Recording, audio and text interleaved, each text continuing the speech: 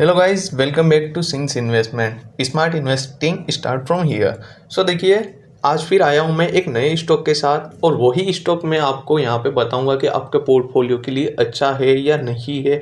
मैं इसके सारे रिस्क फैक्टर्स और सारे पॉजिटिव फैक्टर्स भी आपको यहाँ पे बता के जाऊँगा, और लास्ट में समरी दे के जाऊँगा कि ये आपको खरीदना चाहिए या नहीं खरीदना चाहिए, आपके पोर्टफोलियो के लिए सही है या नहीं है।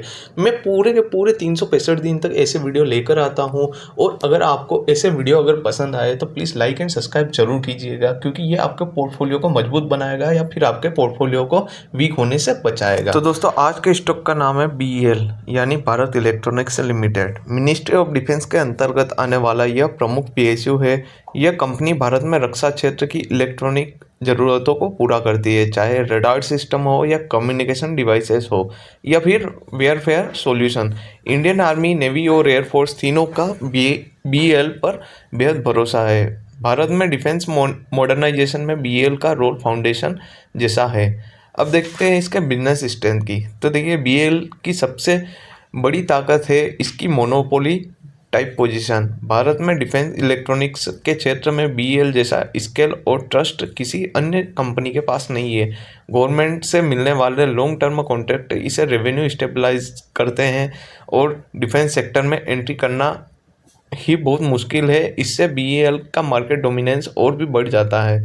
हर साल बढ़ता डिफेंस बजट BEL के लिए फ्यूचर को इवेंट स्ट्रॉन्गर बनाता है।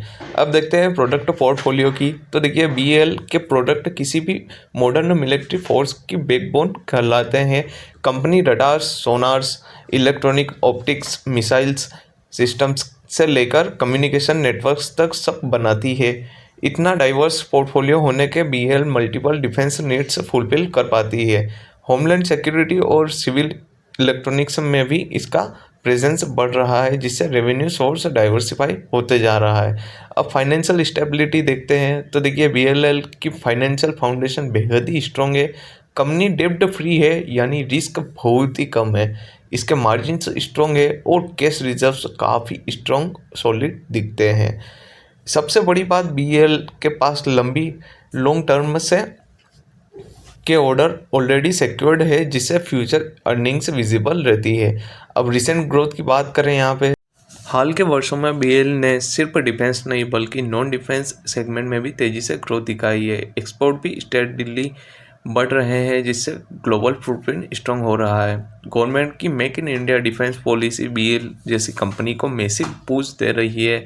न्यू टेक्नोलॉजी प्रोजेक्ट्स और मॉडर्न वेयरफेयर सिस्टम से BEL के लिए ग्रोथ का बड़ा अवसर बन रहा है। ये सभी को देखते हुए आने वाले समय में लग रहा है कि यह स्टॉक एक मल्टीबैगर बनने की ताकत रखने वाला स्टॉक बन रहा है अपने आप में। अब यहाँ पे की रिस्क भी देखना ज़रूरी है, क्योंकि हर इन्वेस्टमेंट के साथ कुछ रिस्क भी आते हैं, और इसी के लिए कुछ रिस्क है जो कि देखना बहुत ज़रूरी है। तो BEL की डिपेंडेंसी गवर्नमेंट कॉन्ट्रैक्ट पर बहुत ज़्यादा है, जिससे प्राइसिंग फ्लेक्सिबिलिटी कम हो जाती है।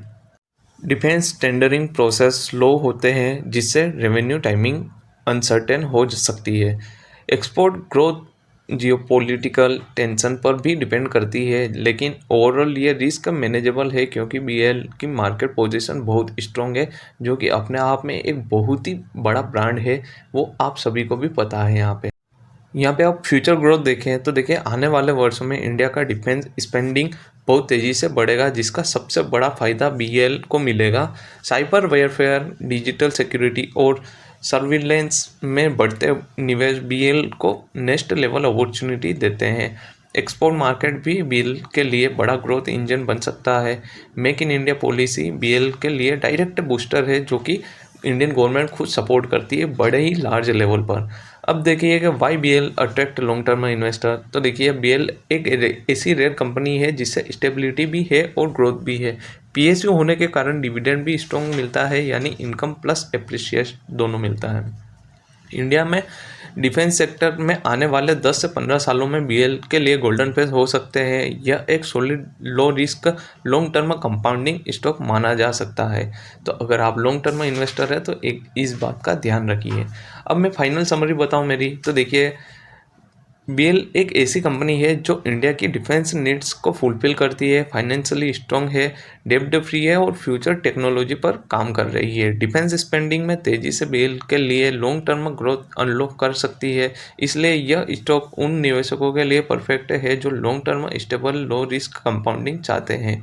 तो ओवरऑल मेरे हिसाब से अगर आप लॉन्ग टर्म इन्वेस्टर हो तो आपको ये स्टॉक अपने पोर्टफोलियो में ऐड करके बिल्कुल रखना चाहिए। और अगर आप डिफेंस में निवेश करना चाहते हैं तो इससे अच्छा कोई स्टॉक नहीं हो सकता, बट रिस्क को भी थोड़ा ध्यान में रखिए निवेश करने से पहले। तो दोस्तों कैसा लगा आज का वीडियो? मुझे पता है कि आपको ये पसंद आया होगा, क्योंकि ये वीडियो मेरा पूरा रिसर्च के साथ बेस्ड था, जिसमें मैंने एडवांटेजेस, डिसएडवांटेजेस, साथ ही साथ इसकी ग्रोथ क्या होने वाली है, साथ के साथ इसके रिस्क क्या है और ये आपके पोर्टफोलियो में होना चाहिए या नहीं होना चाहिए, ये सभी मैंने यहाँ पे रिसर्च के साथ आपको बताया है, ताकि आपका पोर्टफोलियो मजबूत रहे, उसे वीक होने से बचा जा सके।